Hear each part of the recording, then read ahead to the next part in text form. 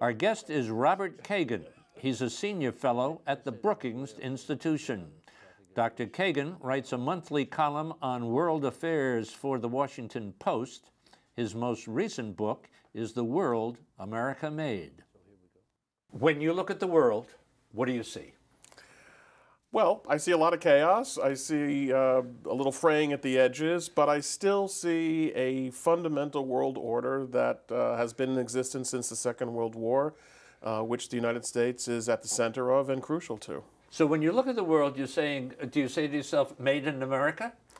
I do, to a large extent, yeah. I mean, there's a lot of things that I wish we were doing better. I mean, certainly American foreign policy is flawed, and there's a lot wrong with the world. But there are some fundamental things that are right with the world, which I think America is responsible for having made possible, and I think also for sustaining. You say in the book, which is just a wonderful book, The World America Made. Let me ask you this question. When you heard that Obama was carrying this around, where were you and what was your reaction? What was your feeling? Well, I was here in Washington, and I was delighted, of course, because no author is troubled by the fact that the president is reading his book. You can't get a better advertisement than that. But I was glad. I mean, the ironic thing is I was working as a foreign policy advisor to the Mitt Romney campaign at the time. And look, my approach to foreign policy and the approach of this book is a bipartisan approach. It's one that presidents from Truman to Reagan have followed.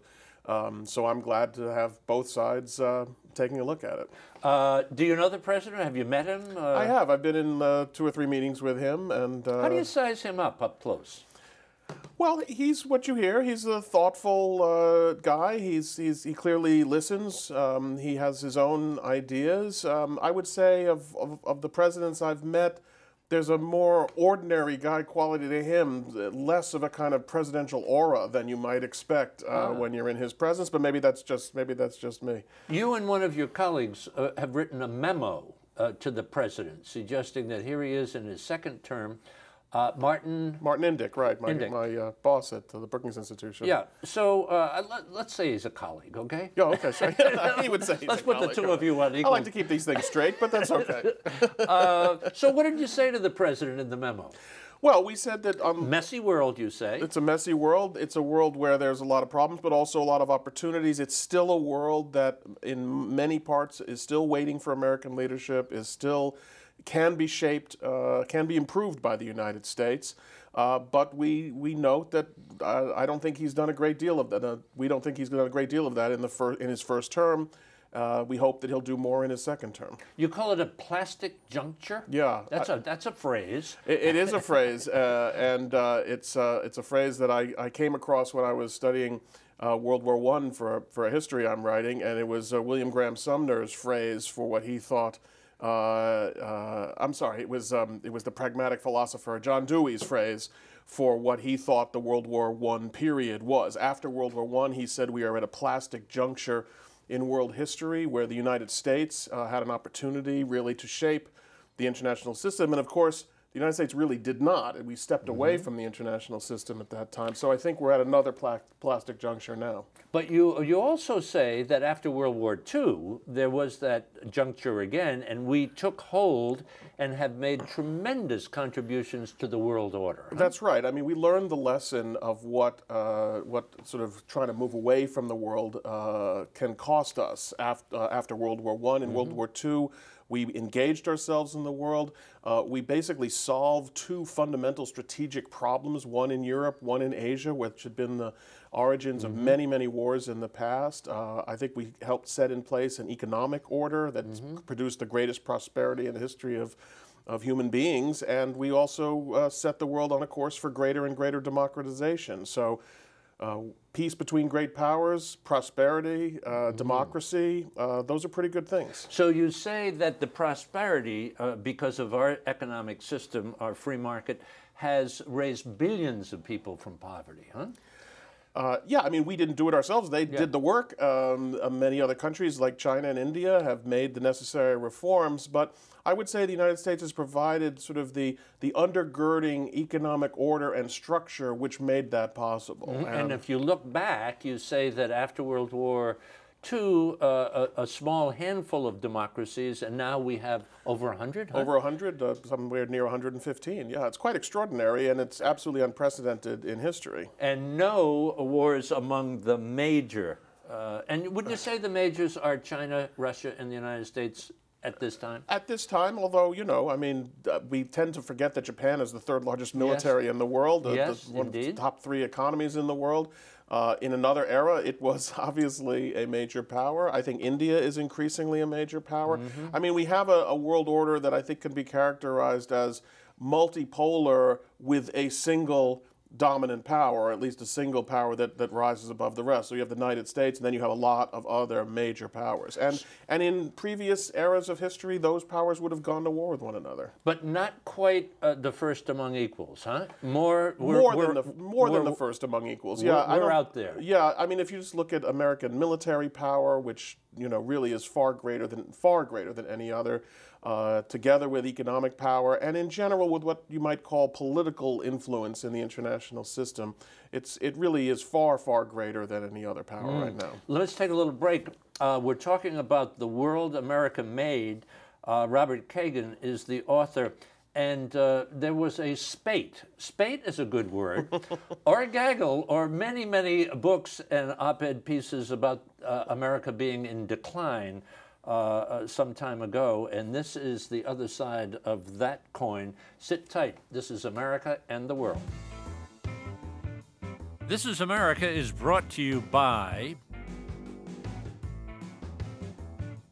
the National Education Association, the nation's largest advocate for children and public education. The Republic of Kazakhstan in the heart of Eurasia, a rich history, a culture of hospitality, and a future of development and growth. The U.S.-China Education Trust and the F.Y. Chang Foundation. The League of Arab States, representing 350 million people in 22 member countries. The Rotendaro Family Trust. The Embassy Series, uniting people through musical diplomacy, presenting international artists in diplomatic settings. Robert, Doctor, Bob, whatever. Bob works. Bob works.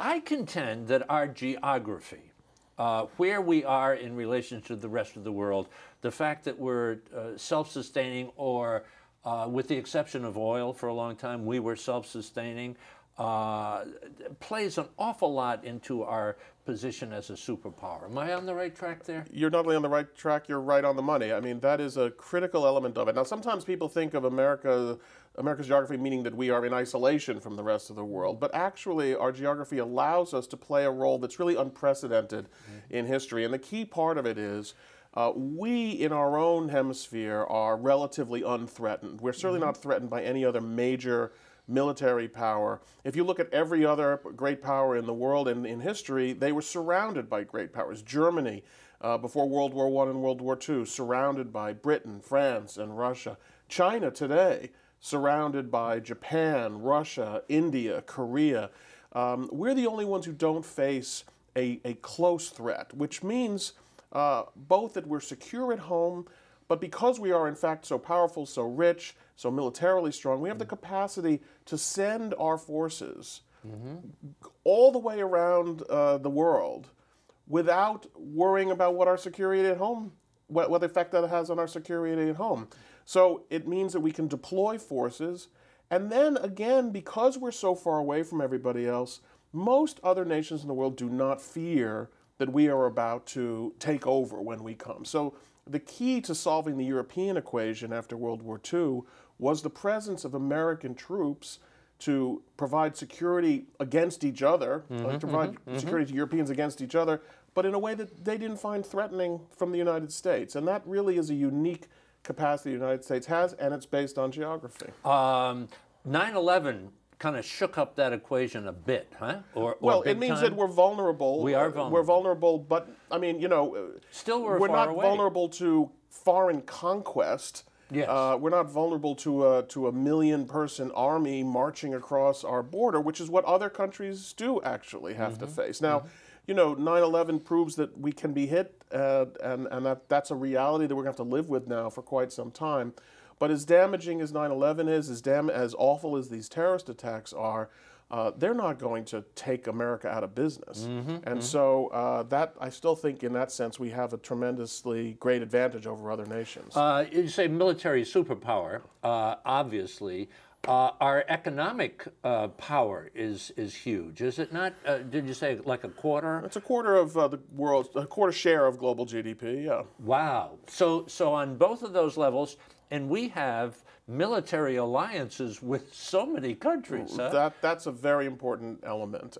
There was an interesting article by a Chinese strategist that I've met. His name is Yan Shui-Tong. He wrote a piece in the New York Times, and he pointed to the great difference between the United States and China, and noted the United States has roughly 50, a little more than 50 formal or informal military and political alliances around the world. China has roughly 2.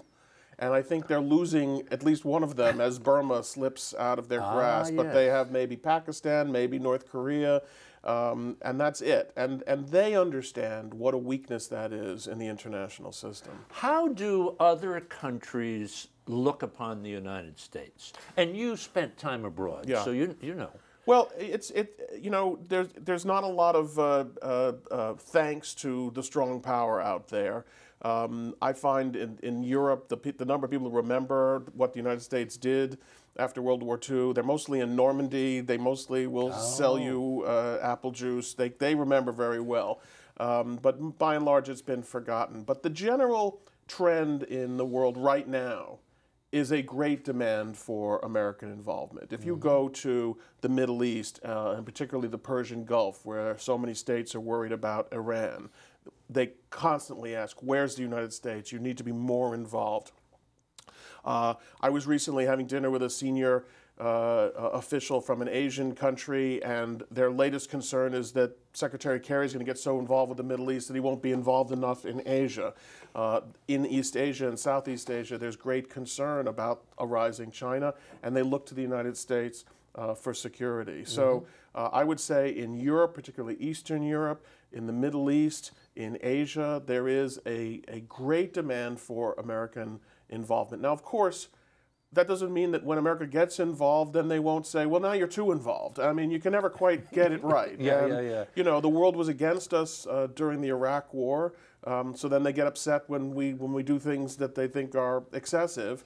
But right now, I think what Americans need to understand is there is a great demand for American involvement. So these other countries around the world are looking to us for leadership, for support. I don't think they're looking to us for leadership. We always say that. Oh, okay. We like to say that. In fairness, they're not looking for leadership. Most people are never looking. Are you looking for leadership? You know, that's not mostly support. Then, huh? What they want is support, and what they want is security. If they're threatened by a neighbor, they want to know somebody's going to deter that neighbor. If they need financial support, or they want to sell stuff to us, you know, most human beings relate to one another based on need, not on affection, not on desire for leadership. So and that's the situation. People basically want freedom. They want to be recognized. Right. They want their dignity recognized. Right. How do Americans see us in the world? We're a complex character, aren't we?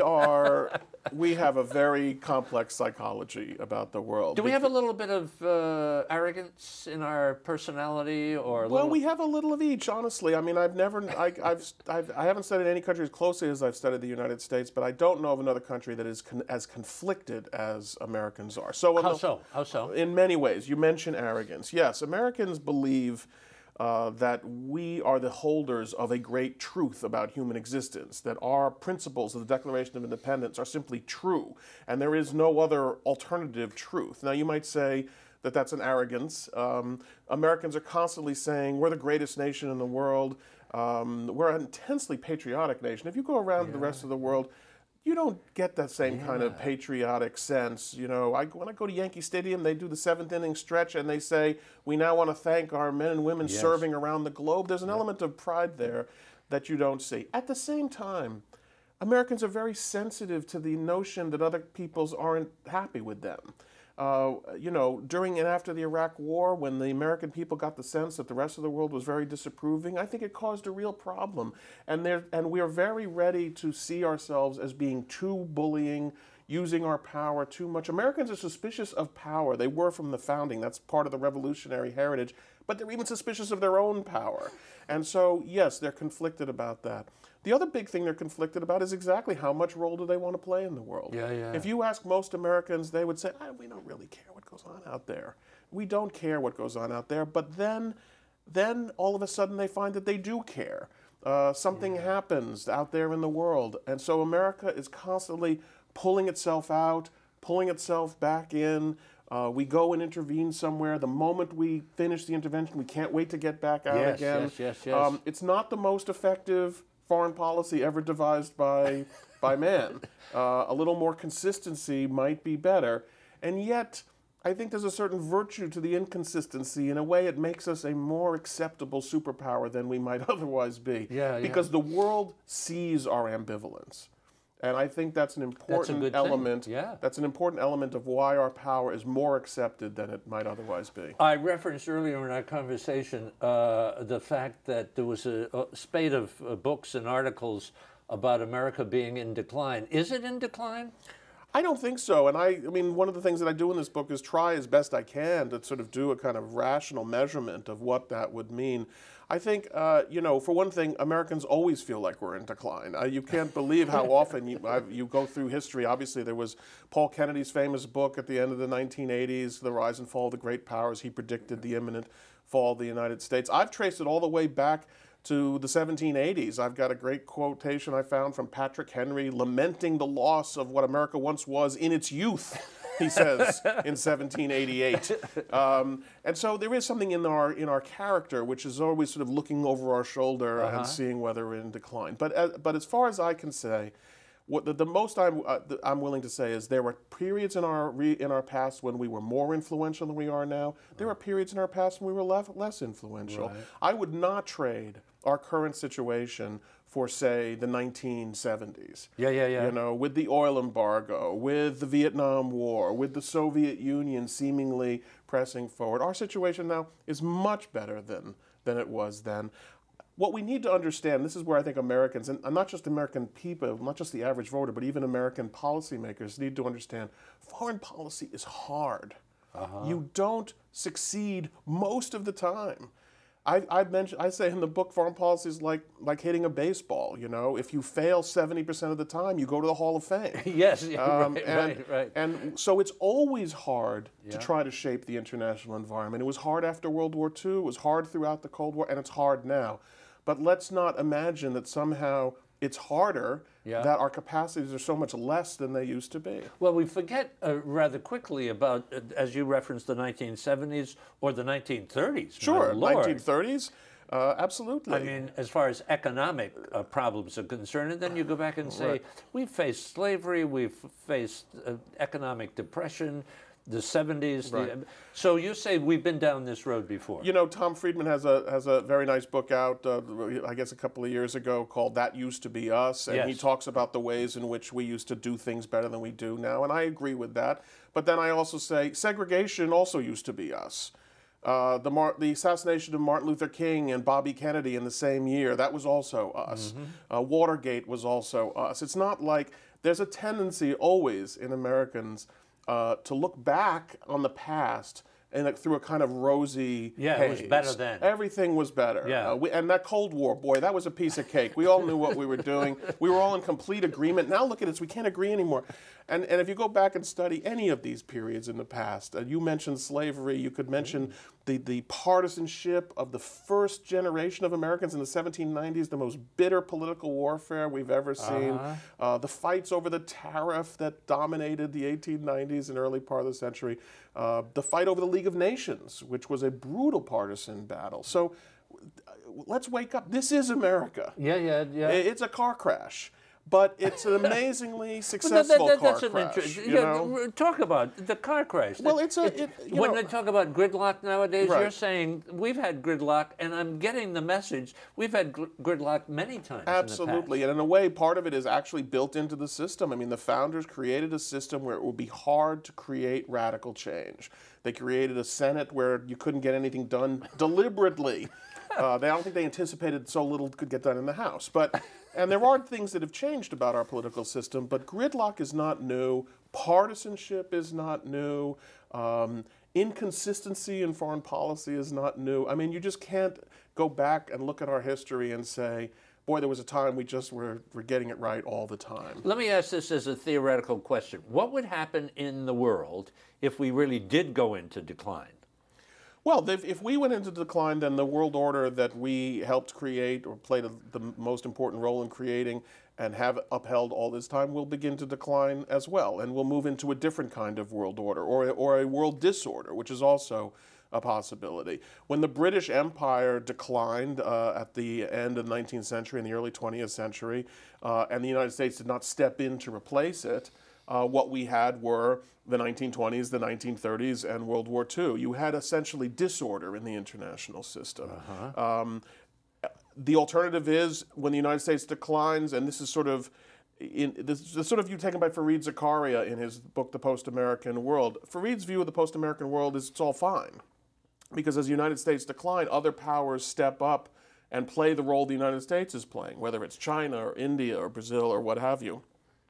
I must say, I'm very skeptical that that's what's going to happen, or that it would be the same order if it did. If China is the dominant power shaping the world order because the United States has declined, China will shape the world order according to its preferences. And what do you think China's motivation is, or say what Russia's motivation is? Well, you know, a lot of, and this is something that I think people can easily forget, a lot of what a nation's foreign policy is based on what kind of governmental system they have at home. You know, the American democratic system is designed to perpetuate American democracy. An authoritarian regime, its foreign policy is designed to protect the authoritarian regime. So if you ask me what Russia's foreign policy is, mostly it's designed to continue the continued rule of Putin and his allies. If you ask me what Chinese foreign policy is, well, mostly it's designed to keep the Chinese Communist Party in power, keep them wealthy, keep the people happy. It doesn't mean that that's all bad. I mean, obviously China wants to continue progressing economically as a means of keeping the Chinese Communist Party in power. But I think what you wouldn't see would be this devotion to democratic types of government. What you wouldn't see, I think, is the same kind of free market capitalism the United States has supported, because China itself is not truly a free market economy. You would see an order shaped around the most important powers in that order. And let's not forget, we have seen orders come and go all throughout history. There was an Egyptian order built around Egypt. There was a Roman order. There was a European order. There was a British order. And now there's been an American order. And when America fades, that order will fade with it. Syria, Iran, and North Korea. Those are staring us in the face. And at the same time, the Arab world is in a major transition.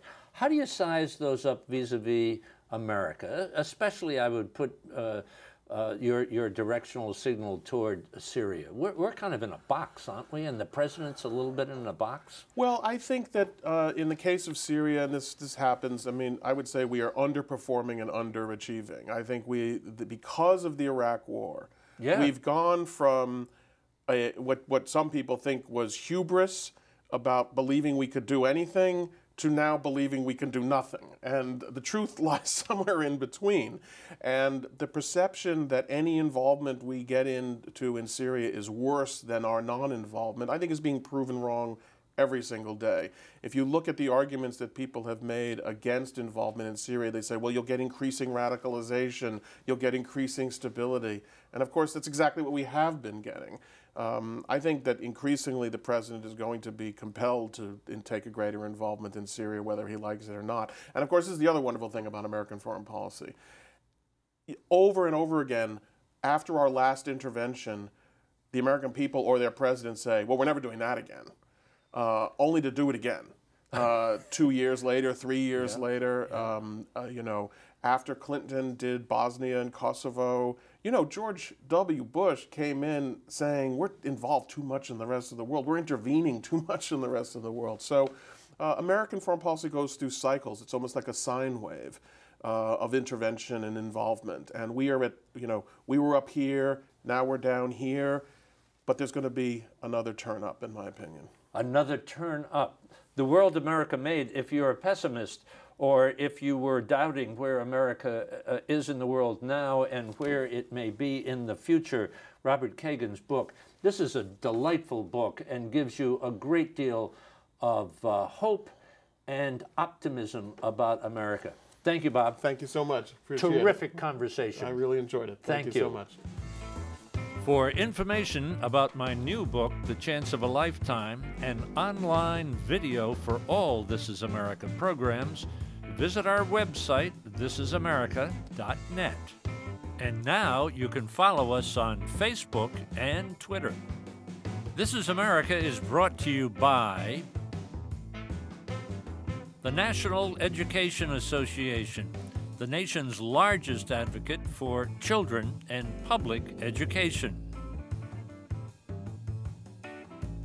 The Republic of Kazakhstan in the heart of Eurasia, a rich history, a culture of hospitality, and a future of development and growth. The U.S.-China Education Trust and the F.Y. Chang Foundation. The League of Arab States, representing 350 million people in 22 member countries. The Rotendaro Family Trust.